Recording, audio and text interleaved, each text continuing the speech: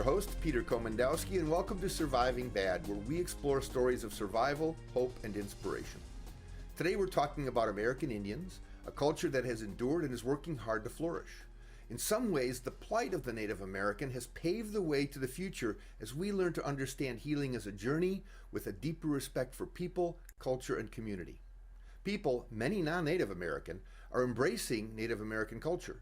Now, joining us today to offer some insights on the Native American community from the University of Iowa, we welcome Ann Skinstad and Sean Bear. Starting with you, Ann, tell us a little bit about yourself.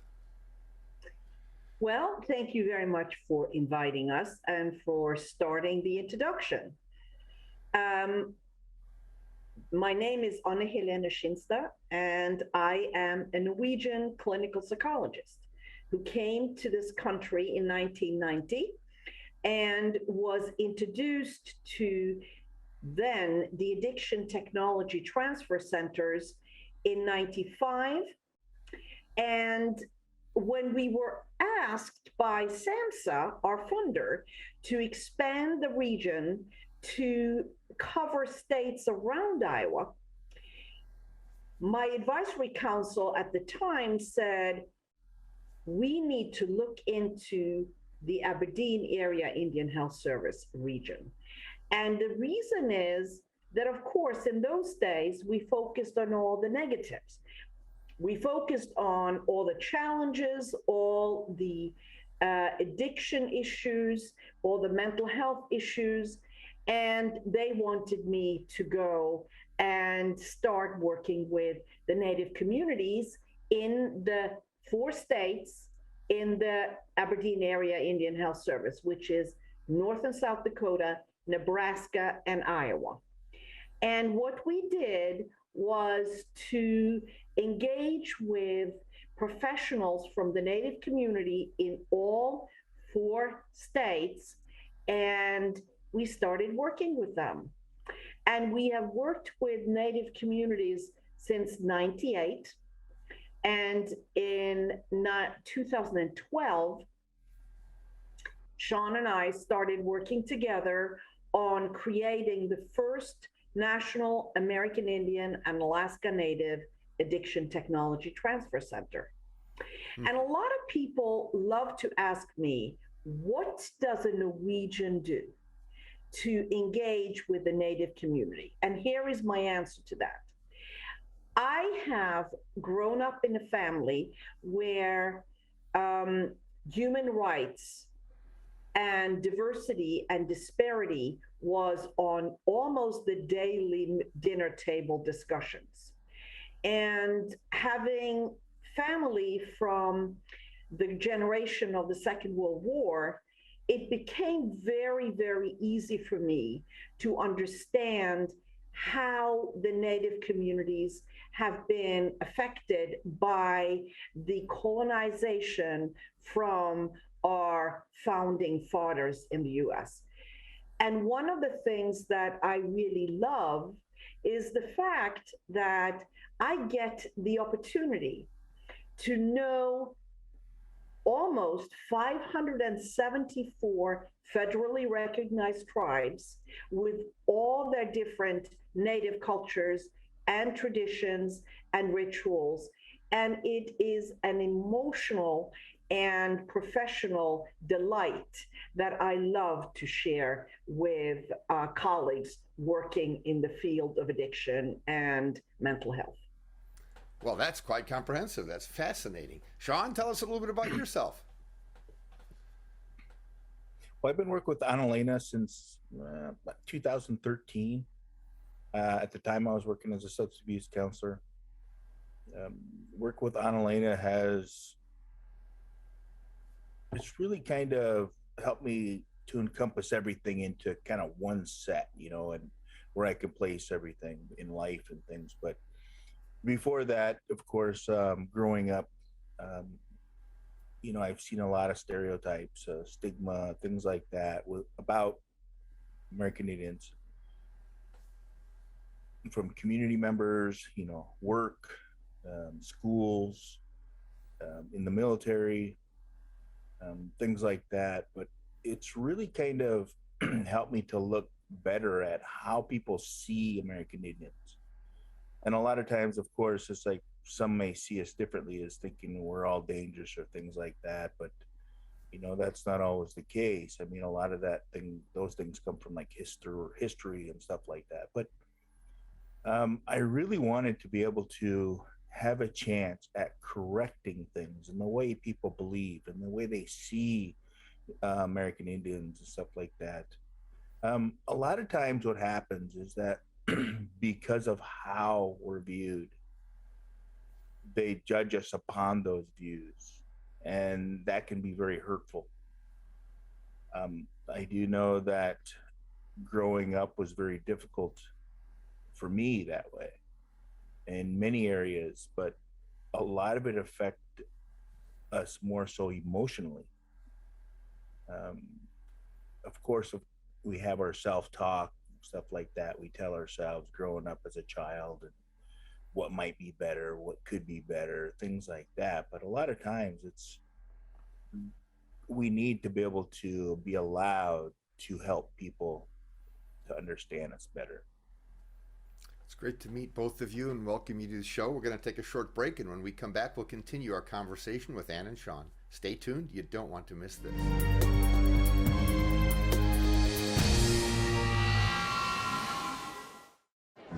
The black truck? Hey, Christina from accounting. Yeah, hi. Hey, I used to date a girl named Christina. Oh, really? Yeah, and then she dumped me for my best friend. You want to see some photos of them that I took? I don't. I thought we talked about this, buddy. Buzzed and overshared again? Yeah. Yeah. I'm gonna call a car. That's a smart idea. So yeah, I know, that's why I did it. Hey, you're gonna get back to the top of the mountain. Does that mean I'm gonna get back with Christina? No. Oh. No. Every second, 127 new devices connect to the internet. You can feel it happening. Our digital world expanding with every breath. We're entering a whole new era of connectivity, and MediaCom will be ready to power it with one of the nation's first 10G platforms. We'll be bringing you more speed, more capacity, more security, and the power to do more than you ever dreamed possible.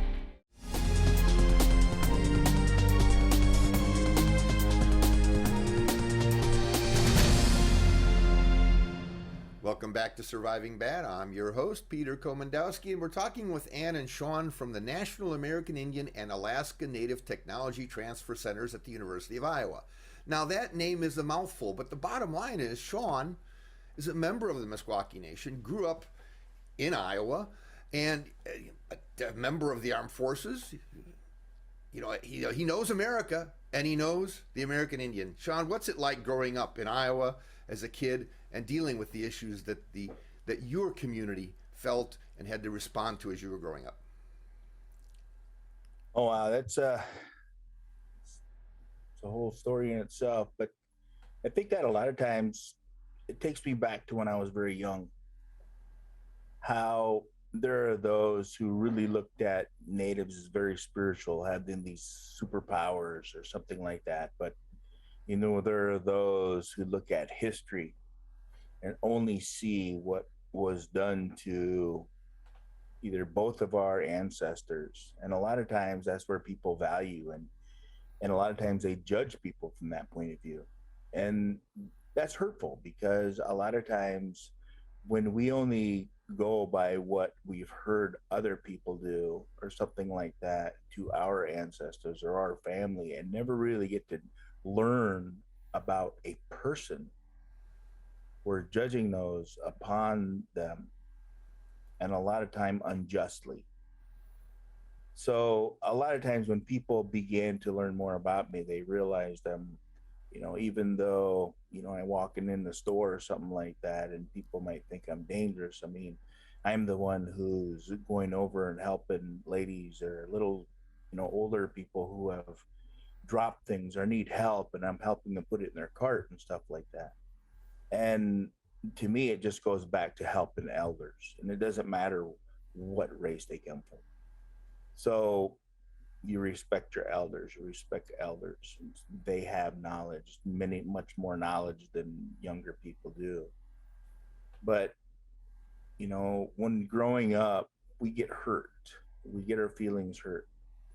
And it bothers us so much. And a lot of times we have these beliefs about those same occurrences happening again. So we kind of try to stay away. And, psychology and cognitive psychology talks about those things. But what really helps is that as you get older, you begin to learn other things. And that's like, those things are not always the case. And what we really need to be able to do is to go back in our past and correct those things that we believed was the way it was. And to be able to bring them back in the present so that we can deal with them. Because if they're just left in the past, we do have to change those.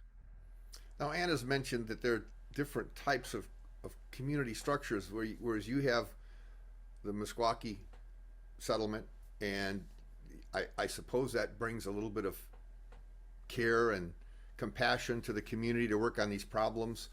Ann pointed out that in Northwest Iowa, there's a huge urban Native American population that doesn't necessarily have that same sort of support system around them. Ann, talk about that a little bit. Yeah, Sioux City, Iowa is a town that has close to 3,000 Native Americans living there. And they come from all over the area around Sioux City. So we have tribal members from Iowa, from Nebraska, from South Dakota. And even though from the outside it means that people are native, so they are similar, and that's really not true, because each and every one of those members of those tribal communities bring cultures into Sioux City that is very different. So sometimes we experience that people in recent years want to connect with their culture. So you see rejuvenation of the culture by the people living in Sioux City going to their community and celebrating holidays, ceremonies, and that way get connected to their original tribal community. But for Sean, living in the Meskwaki settlement, that's a much more homogeneous community. That doesn't mean that everyone in Sean's tribe is traditionally raised or living traditionally. But in Sioux City, you have people being quite assimilated to the general community, and also a little bit bicultural or living fairly traditionally because they connect with their tribe where they came from.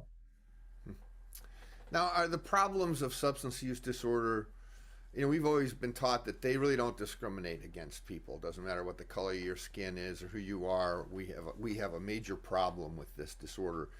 Is there particularly a higher level of severity of that problem within the Native American population? I can answer that because this is a little bit like Sean was saying. We have stigmatized attitude towards Native Americans. And one of the things that is very stigmatized is the level of substance use disorders. What we need to know is that there are 1/3 of the community that may have substance use disorders, but they may not all be severe.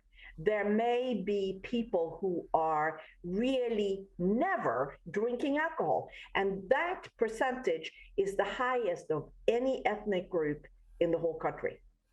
Wow, that's a fascinating point. Well, we'll take a short break. And when we come back, we'll ask Ann and Sean to share more of their efforts and some success stories that keeps them inspired. Stay tuned.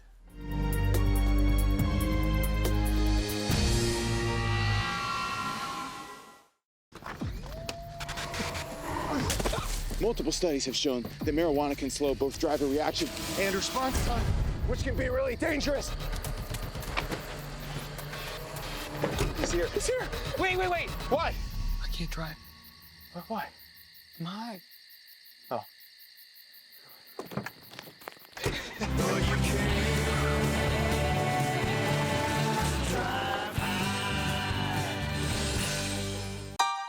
Every second, 127 new devices connect to the internet.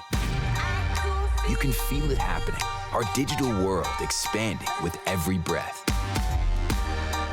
We're entering a whole new era of connectivity, and MediaCom will be ready to power it with one of the nation's first 10G platforms. We'll be bringing you more speed, more capacity, more security, and the power to do more than you ever dreamed possible.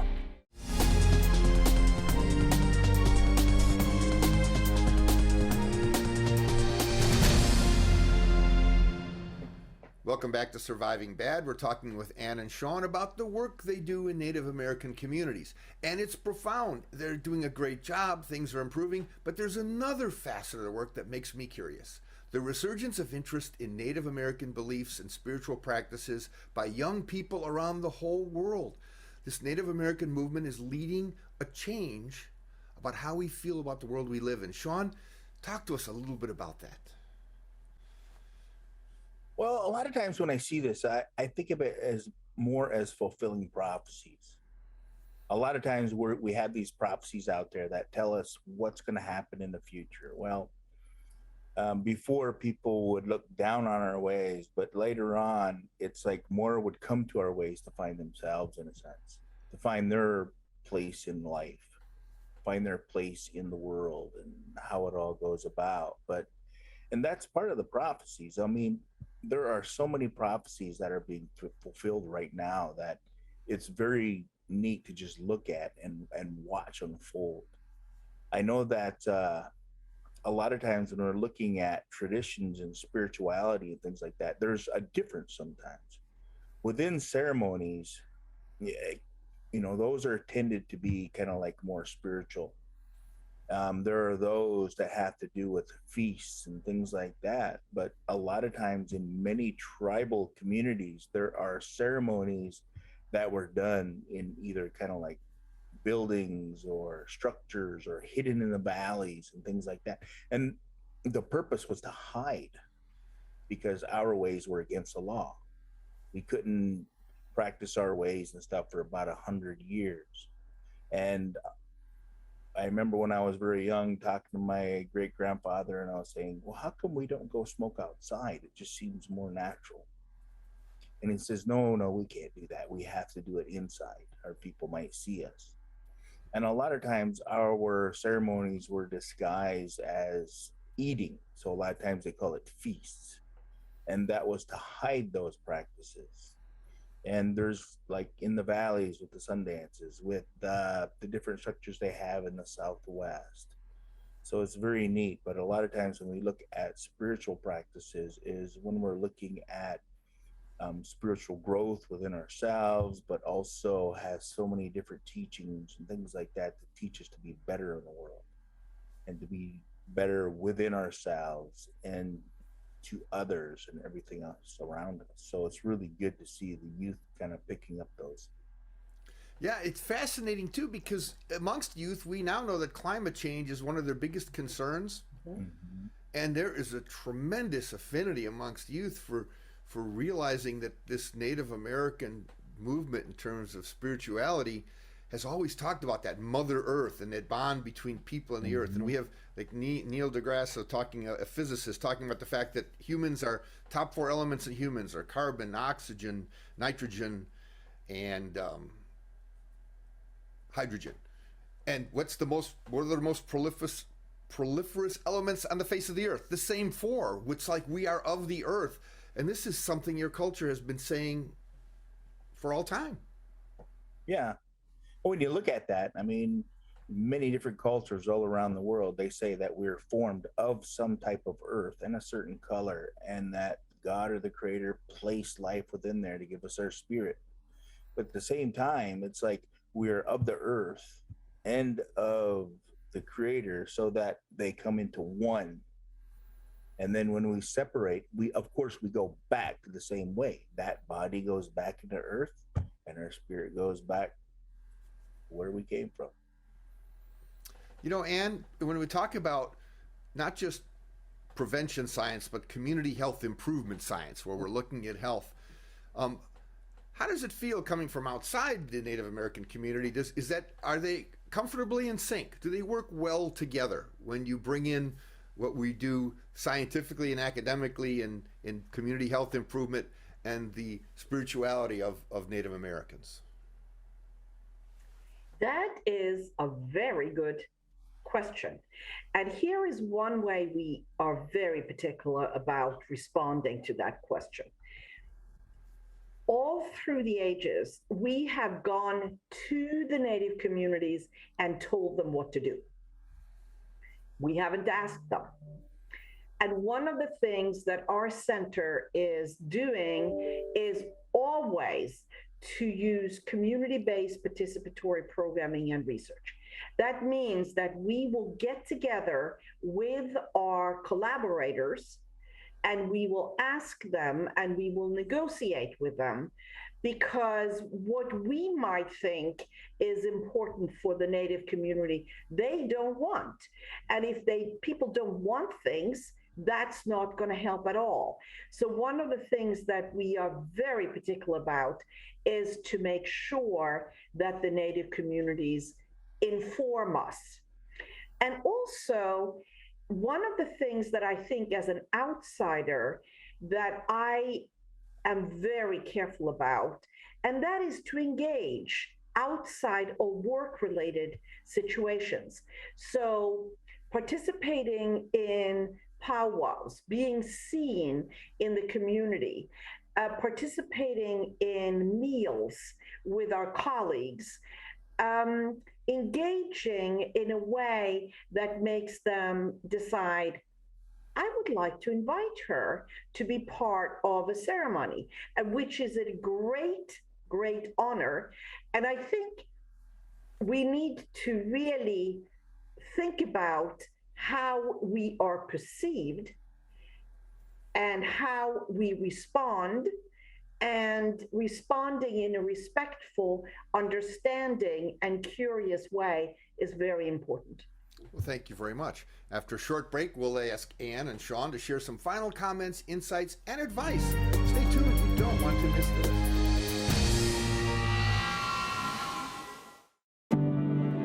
Today, more than ever, you need fast, reliable internet. At MediaCom, we want you to know you can count on us. Our fiber-powered 100% gigabit technology network was built for the future. We have enormous capacity and power and 99.99% network reliability. So even though these are uncertain times, we're prepared, and you can be certain we'll keep your world connected. Every second, 127 new devices connect to the internet. You can feel it happening, our digital world expanding with every breath. We're entering a whole new era of connectivity, and MediaCom will be ready to power it with one of the nation's first 10G platforms.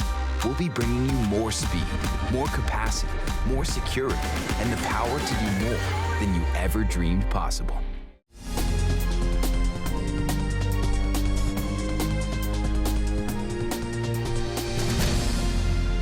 Welcome back. Today on Surviving Bad, we're talking about the challenges faced by Native Americans and the impact their history and culture has on the future. Let's hear what final comments Anne and Sean have to share with us. Anne, let's start with you. One of the first things that I had to learn as an outsider and a non-native was to respect elders, to be going with the flow, that we should be prepared to be sort of questioned, not necessarily disrespected, but questions about our intention. And we needed to tell our community member that if there is nothing in there for the tribal member, they wouldn't engage with us. But the day I discovered the first time that they made fun of me, because humor is a very, very important part of communicating with colleagues, I knew I was accepted, because you can't take yourself too seriously and you should just go with the flow and engage with the community. That's a great point. That's a form of transparency we probably wish for in all of our relationships. Sean, what do you have to add? Yeah, it's a unique way of living, I think, adding laughter and humor into things. And a lot of times we like to tease those we do like, but a lot of times it's, sometimes it's other cultures are not always aware of it. And I do know that a big part of doing things within our culture is respecting elders. So then a lot of times when we're looking at eldership, in a sense, it's not always based upon age either. Sometimes it has to do with knowledge. Sometimes it has to do with other things like spirituality or like medicine people, things like that. Sometimes those are younger people, but they're considered elders because they're have a lot more knowledge in those areas. So how is it working with youth in your community, with the kids? Youth, it varies sometimes. I think sometimes we have those that are a little bit more assimilated compared to those that are a little bit more traditional. And a lot of times those that are more assimilated may act a little bit differently than those that are traditional. The traditional ones are usually brought up to be respectful of the culture and to the elders and stuff like that. Well, that's all a great point. Listen, I thank you guys for sharing so much and letting us get a little inside look at what it's like to understand culture in America, especially the diversity of cultures we have here. These are important lessons. And thank you all for joining us today. Check out our website, ahealthyiowa.org, and keep your eye on MediaCom MC22 for our next episode of Surviving Bad, where we explore stories of survival, hope, and inspiration on MediaCom MC22, your local programming leader.